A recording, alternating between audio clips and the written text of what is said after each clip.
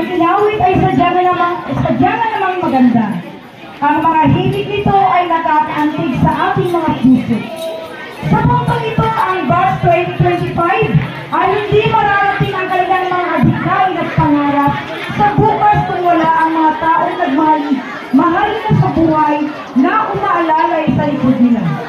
Ang mga magsisipagtapos ay gustong kunin ang pagkakataon ito para pasalamatan ang kanilang mga magulang.